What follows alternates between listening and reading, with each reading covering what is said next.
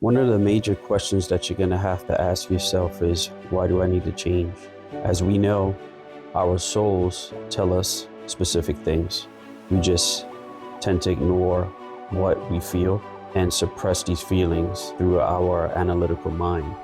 This is such a dangerous thing because you are just ignoring such a part of you, which is the essence of you from the beginning of who you were as an individual from birth.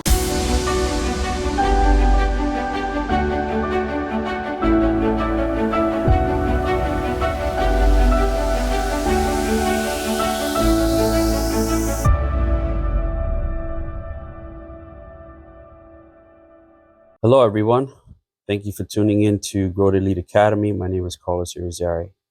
Today's topic is Roadmap Back to Self. This will be a series of videos to help you understand how to get back to yourself. So ensure that you subscribe and hit the notification bell so you don't miss any videos. Before we get into the nuts and bolts of creating your roadmap, you have to understand that society has not provided us the tools to ensure that we understand our true selves. Society creates stress, confusion, lack of knowledge. So all of these elements will hinder you to understand your true self. But once you're aware about these elements, you have a better chance of staying aware. That is the first step to your roadmap. One of the major questions that you're going to have to ask yourself is, why do I need to change? As we know, our souls tell us specific things.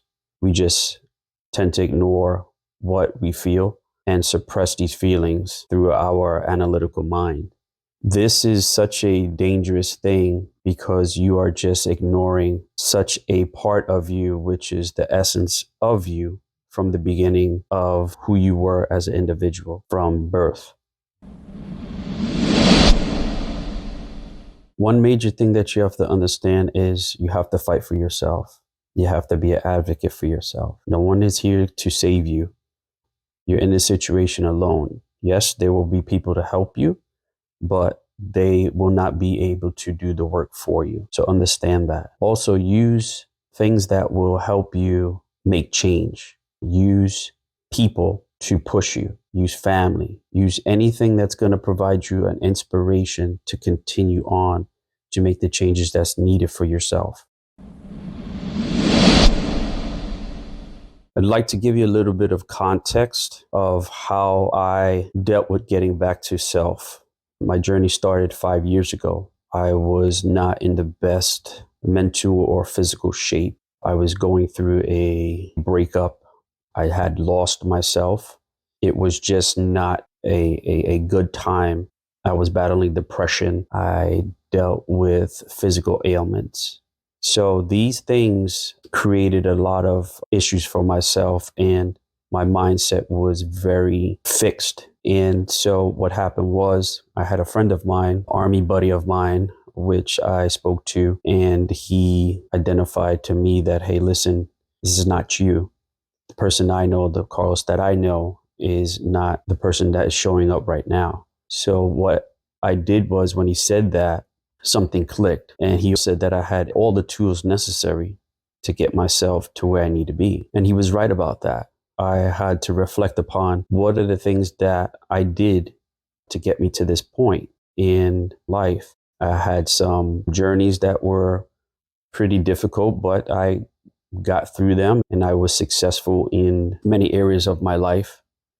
But because I was dealt with things that we all know that life hits you with, divorce, sickness, job loss, all of these things tend to really do a number on you mentally. In addition to that, other elements that come into play. But he provided this spark in me. And when he provided this spark in me, I went ahead and had to do a lot of introspection. And when I did the introspection, it really helped me understand who I needed to be, because the person that I was being at the time was not enough for the future self that I needed to be. So I went ahead and started my journey at that time. You will have hints when people will tell you certain things that will resonate with you. Use those things that resonate for fuel in order for you to start getting yourself back to your true self. And as I said before, there is a lot of things against you through society. You're going to have to lower that volume in order for you to really get yourself to true self. I battle still every day to stay in true self, but regardless, I am much better where I'm at currently than previously. So just understand that this is not going to be a quick, easy fix. This will require work that will be gratifying at the end, because you will have such a understanding of yourself. And like I said, it's not going to fix all, be all, but you will have a deep understanding of yourself. So just be aware that this will be a journey that you will have to put the work in. But I believe it will be such a gratifying thing for you, as it was for me, that it would be worth it. Before you start creating your roadmap, you have to understand how the mind works. If you don't understand how the mind works, you will have problems. So understand that the mind is not here to make you happy. The mind is here to ensure that you survive as an individual. So your subconscious mind is the part of the brain that is constantly trying to keep you alive. Like I said, it doesn't care if you're sad or happy. It is just the animalistic part of our brain that wants to keep us alive. It is the conscious brain that is the one that wants the happiness within inside ourselves and through life. So understanding that is massive. Your brain will hijack you. The primal part of your brain will continuously override your conscious brain. You have to ensure through specific actions that this doesn't happen. I believe this is just a sick joke that God has created our minds to have an animalistic part of our brains, but then also a conscious brain, a brain that creates and has these other elements of analytical thinking. But understanding these things are very important, because you have to understand when your subconscious mind is trying to hijack you.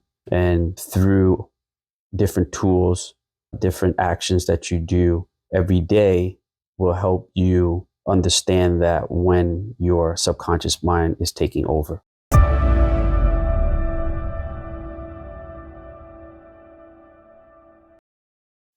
If you got value from this video, please share, subscribe, and like. Also, don't forget to check out part 2 of Roadmap series to get your free worksheet. And remember, be the leadership change you want to see.